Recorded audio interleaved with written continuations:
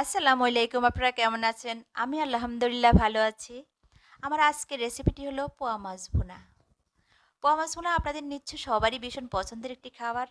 তবে চলুন দেখে আসি আজকের পোয়া মাছ ভুনা রেসিপিটি।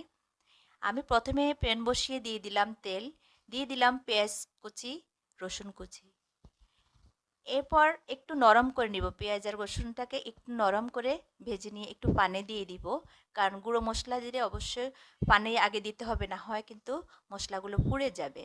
সেই জন্য আগেই দিতে হবে পানিটা। আমি দিয়ে দিলাম একটু পানি, দিয়ে একে একে হলুদ গুঁড়া, মরিচ গুঁড়া, জিরা গুঁড়া, ধনিয়া গুঁড়া দিয়ে একটু ভালোভাবে কষাবো। ভালোভাবে মশলাটা কিন্তু খুব ভালোভাবে কষাতে হবে। এটা নরম মাছ, পরে কিন্তু বেশি পানি দিয়ে এটা রান্না করা যাবে না। আগেই মশলাটাকে খুব ভালোভাবে কষিয়ে নিতে হয়। যে কোনো তরকারিতে রান্নাতে মশলাটা খুব বেশি কষাতে হয়। মশলাটা যত কষাবেন আপনার রান্নার স্বাদটা কিন্তু তত দ্বিগুণ বেড়ে যাবে।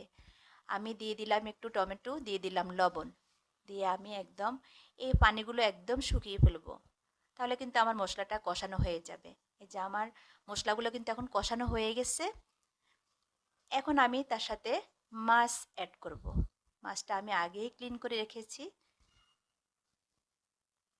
আমি দিয়ে দিলাম মাছটা। এখন মশলাগুলো মাছের সাথে খুব ভালোভাবে মিশিয়ে দেব।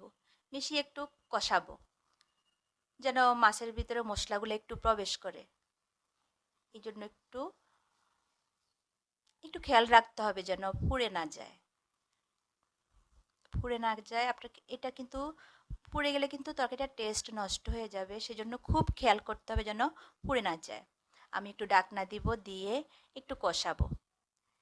আবারও বলছি, যেন পুড়ে না যায়, কারণ আমি একটু পরপর কিন্তু নেড়ে দিয়েছি। এবার আমি এখানে কিন্তু পরিমাপ মতো জল দিয়ে দিব।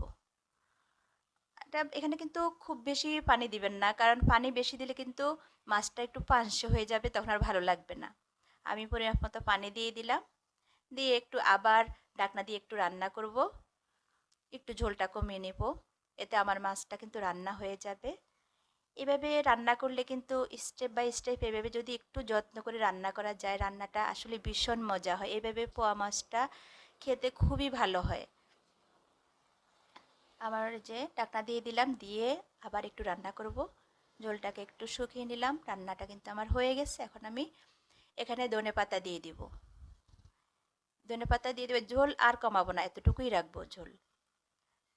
ধনেপাতাটা, আশা করি আপনাদের আমার রেসিপিটি ভালো লেগেছে। যদি ভালো লাগে তাহলে লাইক কমেন্ট শেয়ার করতে ভুলবেন না।